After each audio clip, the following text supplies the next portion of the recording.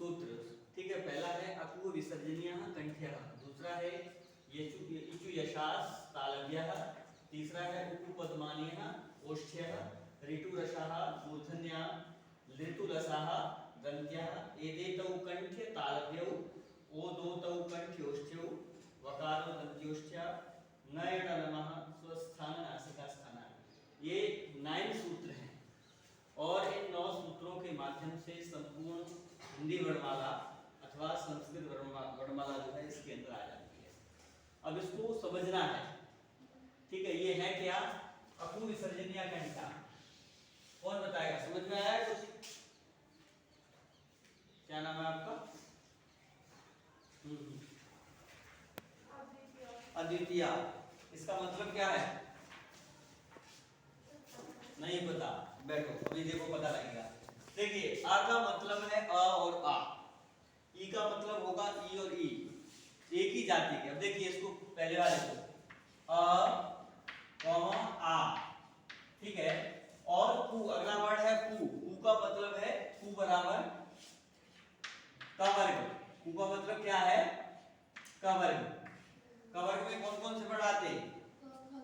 हाँ, क, ख, ग, घ और न, ये 5 वर्ड आते हैं।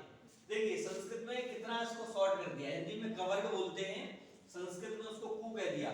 ऐसे चवर को चू कह दिया, टवर को टू कह दिया, पवर को पू कह दिया। कु चू टू तू कु। कु का मतलब कवर्ग, चू का मतलब चवर्ग, टू का मतलब टवर्ग, तू का मतलब टवर्ग, कु का मतलब, देखिए सूत्रों में देखिए कु चू पू टू तू, मतलब इससे कहीं ये सारे वर्ग आ गए। और वर्ग का मतलब है 5। एक वर्ग में कितने होते हैं? क ख ग घ ङ, प्रत्येक वर्ग में 5 वर्ण होते हैं। उसके बाद कहा आगे ये कु हो गया, उसके बाद है ह और विसर्जनीय, तो प्लस इसके अलावा आगे हा, हा जिसको हल लिखते हैं, और विसर्जनीय मतलब विसर्ग। इनका उच्चारण स्थान कंठ है। क्या है? कंठ। समझ में आ गया? कंठ से क्या क्या बोला जाता है? अ, आ, कु। कु का मतलब कवर्ग, ठीक है। ये हिंदी में कवर्ग है, संस्कृत में कु है, और दोनों का मतलब है, दोनों का मीन्स है क ख ग घ ङ। ये 5 वर्ण जो है ये एक वर्ग के हैं। कौन सा वर्ग? कवर्ग। कौन से वर्ग के हैं? कवर्ग। इनको हिंदी में कवर्ग कहा जाता है, संस्कृत में इसको और संस्कृत में कु कह दिया। तो समझ में आ गया कंठ से कौन कौन से वर्ण बोले जाते हैं? अ, आ, कवर्ग, ह और विसर्ग। कितने हो गए? 2, 5 और 2 7, ठीक है। 8 और 9, ये 9 वर्ड जो है कंठ से बोले जाते हैं। कंठ क्या है? मुख में ये जो है हमारा स्थान होता है कंठ। आवाज निकालते हैं ना, निकाल के देखिए कंठ से। कोई मुंह के अंदर कोई भी जीभ कहीं अपनी कोई प्रतिक्रिया नहीं कर रही, आवाज कंठ से अपनी निकल रही है, ठीक है। क ख ग घ, जीभ वहीं टंगी हुई है, ठीक है। तो ये वर्ण जो है कंठ से बोले जाते हैं। दूसरा है इचु यशास तालव्य, ठीक वैसे ही। अब देखिए जैसे आ आया था तो ई का मतलब ए और बड़ी, चू का मतलब, चू का मतलब क्या है? च नहीं है, हाँ चवर्ग। चू का मतलब चवर्ग। चवर्ग में कौन कौन से वर्ण आते हैं? च, छ, ज, झ और या, ठीक है। ये देखिए सभी व्यंजन वर्ण हैं, इसलिए इनको सभी को हलंत लगा रखा है। च, छ, ज, झ, या। उसके बाद का य, चू के बाद आ रहा है य और श, तो इसके अलावा य और श, इनका उच्चारण स्थान जो है तालव्य।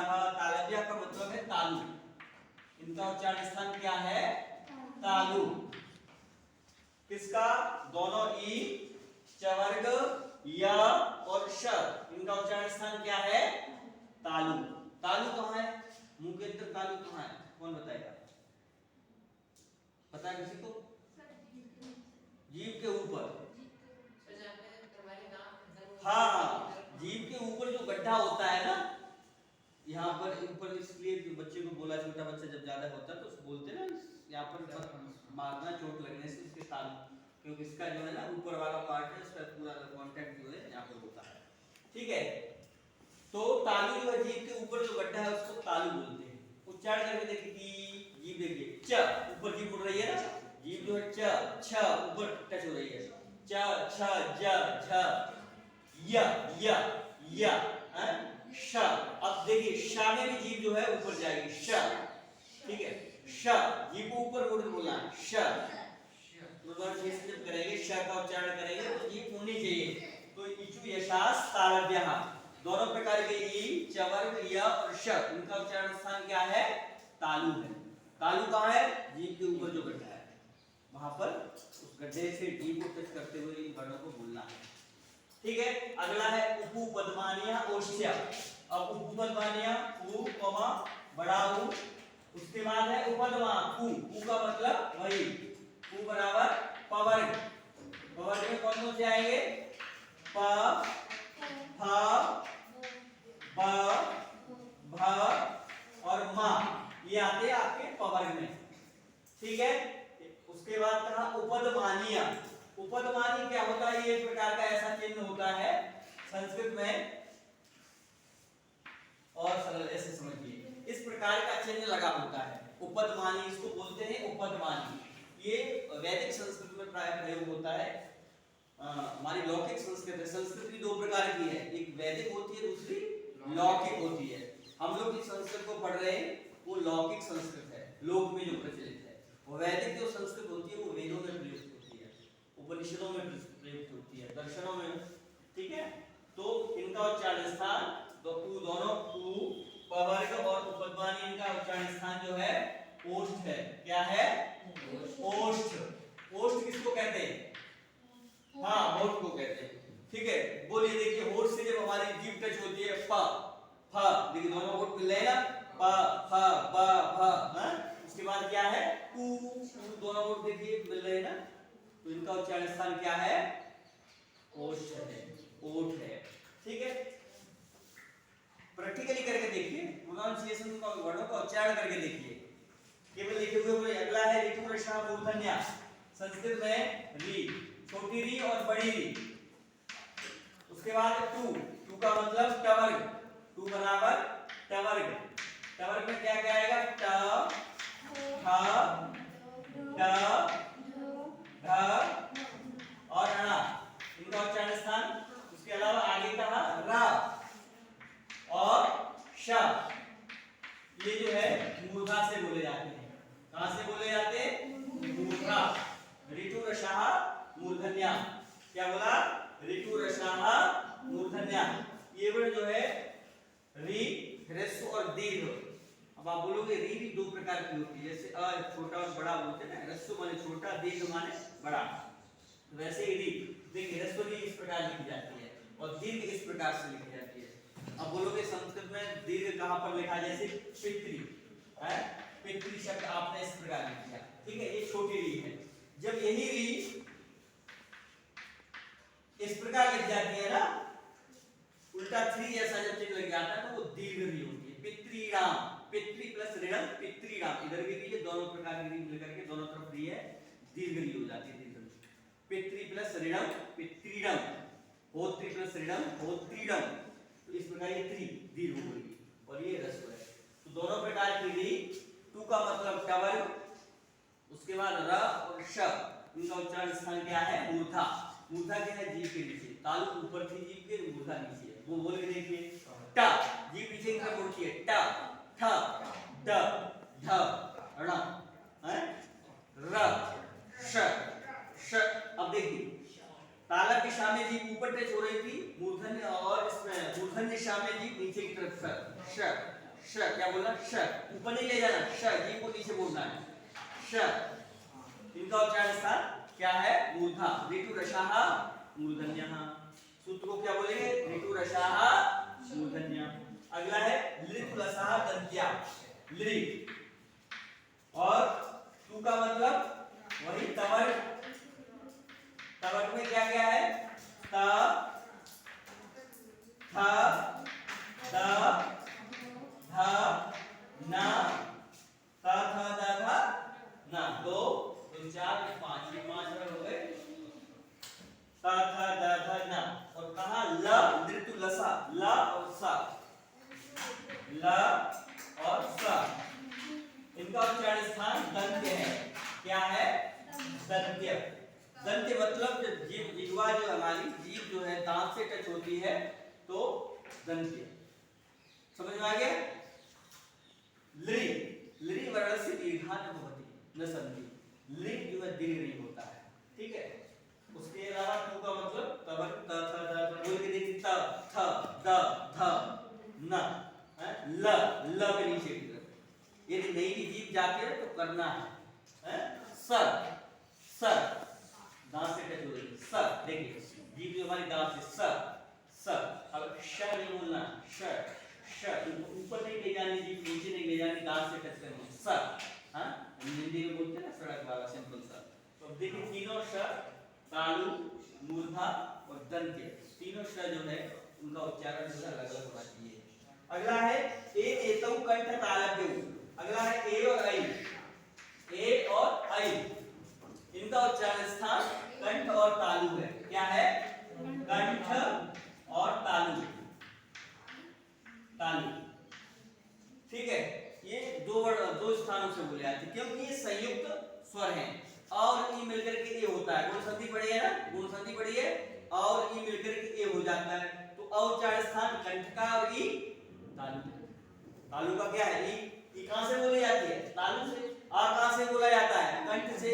तो और ई मिल गए तो ए बन गया, इसलिए इसका उच्चारण स्थान क्या है? कंठ और तालु। ऐसे ही है ओ और औ। ठीक है, ओ और औ इनका उच्चारण स्थान जो है कंठ और ओष्ठ है। क्या है? कंठ, कंठ ओष्ठ, कंठ ओष्ठ। अब देखिए और उ मिलकर के ओ बनता है, और उ मिलकर के क्या बनता है? ओ, गुण संधि में। जैसे सूर्य प्लस उदया, सूर्योदया। तो सूर्य अ कंठ है और उ ओष्ठ है, तो अ कंठ और ओष्ठ दोनों मिलकर कंठ ओष्ठ। अगला एक व, व वट वाला, वर्गन जिसको वट। तो व ये व वर्ण है, इसका उच्चारण स्थान दंत और ओष्ठ है। देखिए ये अलग से वर्ण है अकेला, जिसका उच्चारण स्थान दंत और ओष्ठ है। ठीक है। और नामक ये नाइन्थ जो है नवा सूत्र है नयनमः स्वस्थान नासिका स्थान, एक तरह से अतिरिक्त है। देखिए न ये सभी वर्ग के पंचम है, ग ख ग घ न जो है अपने वर्ग का पंचम है। कौन से वर्ग का? कवर का। देखिए ये है न। उसके बाद अगला है य, य भी देखिए अपने वर्ग का पंचम है। उसके बाद है य, ण, देखिए ण भी पंचम है, न पंचम है, मा पंचम है। तो इसका मतलब कि न जो था ये कंठ से तो बोला ही जाता है, य है तालु से तो बोला ही जाता है, म है ओष्ठ से तो बोला ही जाता है, ण है मूर्धा से तो बोला ही जाता है, न है दंत से तो बोला ही जाता है। इसके अलावा कहा स्वस्थान, स्वस्थान माने अपने अपने स्थानों से बोले जाते हैं। बोले नासिका स्थान, इसके अलावा इनको नासिका से भी बोला जाता है। बोलते हैं ना न नाक से आया न नया नाम न अनुस्वार। तो इनका उच्चारण स्थान न य ण न और म, इनको नासिका से भी बोला जाता है। कहां से बोला जाता है? नासिका, नासिका। इसलिए इनको अनुनासिक व्यंजन भी कहते हैं, नासिका से इनको बोला जाता है। ठीक है। तो नयनमः ये सभी वर्गों के कितने वर्ग होते हैं? 5, कवर्ग, चवर्ग, टवर्ग, तवर्ग और पवर्ग। एक वर्ग में कितने वर्ण होते हैं? 5 है, 5 वर्ग होते हैं। प्रत्येक वर्ग में कितने वर्ण होते हैं? 5। ठीक है। और 5 के लास्ट अंतिम जो है पांचवें नयनमः ये 5 होते हैं। इनका अपना स्थान है। तो स्थान का मतलब इनका अपना तो स्थान है ही, उसके अलावा इनको नासिका स्थान, इनका नासिका भी स्थान है, ये नासिका से भी बोले जाते हैं। समझ में आ गया?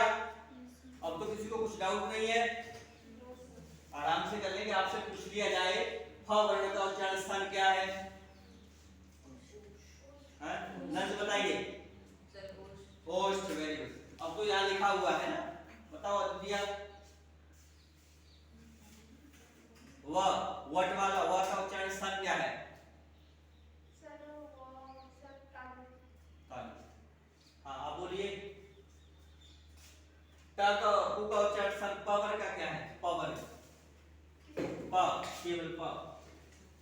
पत्र वाला प जो लिखते हैं प पतंग। इस वर्ण का उच्चारण स्थान क्या है? ओष्ठ। चलिए उपपदमानीयः ओष्ठ्यः। तो इस प्रकार जो है आप वर्णों का उच्चारण स्थान हो गया। ये संस्कृत में ही काम नहीं आएगा, ये हिंदी में भी समझ में ये है। ये बेसिक जो है जानकारी है। किसी भी भाषा को पढ़ने से पहले, बोलने से पहले उसके उच्चारण को जानना बहुत आवश्यक है। इसलिए जब 6 में भी यही पढ़ाया जाता है उच्चारण स्थान। नहीं तो आप फिर कक्षा कक्षा कक्षा और उसका गलत प्रोनाउंसिएशन न करके कक्षा कक्षा नहीं बोलेंगे ना। विज्ञान और विज्ञान, विज्ञान और विज्ञान। वास्तविक साइंस को क्या बोलते हैं हम लोग? विज्ञान। लेकिन वास्तविक शब्द क्या है? विज्ञान। भाई ज्ञान है तो ज्ञान तो इस प्रकार में लिखा जाता है, ये क्या है विज्ञान? हम इस प्रकार लिखना चाहिए, फिर हम ऐसा क्यों लिखते हैं? इस प्रकार हम क्यों लिखते हैं? ये इंग्लिश में नहीं होता है। संस्कृत में जो लिखा जाता है वही पढ़ा जाता है, जो पढ़ा जाता है वही लिखा जाता है। ठीक है, इंग्लिश में हो सकता है लिखा कुछ जाता है, पढ़ा कुछ जाता है, TAL के लिखा जाता है पर टॉक पढ़ा जाता है, टाल नहीं पढ़ा जाता है। और संस्कृत में जो लिखा जाता है, अब ये ज्ञा है। आपने संयुक्त व्यंजन पढ़े थे ना, क्षत्र ज्ञा ज और ञ प्लस अ, ये मिलकर के बनता है ज्ञा। ठीक है, अब बोलोगे सर ये मैं आप पहली बार बता रहे, मैं तो हमेशा से विज्ञान ही पढ़ता सुनता हुआ आ रहा हूँ। सारे लोग विज्ञान ही बोलते हैं। वो बोलते इसलिए हैं कि समाज में जो शब्द प्रचलित हो जाता है, जैसा चल पड़ता है ना, वो फिर वैसा ही चलता रहता है। हिंदी में पढ़ा होगा शब्द 3 प्रकार से चलते, रूढ़, दूसरा यौगिक, तीसरा यौगिक। तो बस विज्ञान रूढ़ हो गया है। ठीक है, विज्ञान क्या है? रूढ़ हो गया है। विज्ञान सारे लोग विज्ञान बोलते रहते हैं, लेकिन उसको समझना, उसका वास्तविक और शुद्ध हम बोलते हैं ना, इसको समझने से ये मैंने आपको 2 शब्द लिखा, देख लीजिए।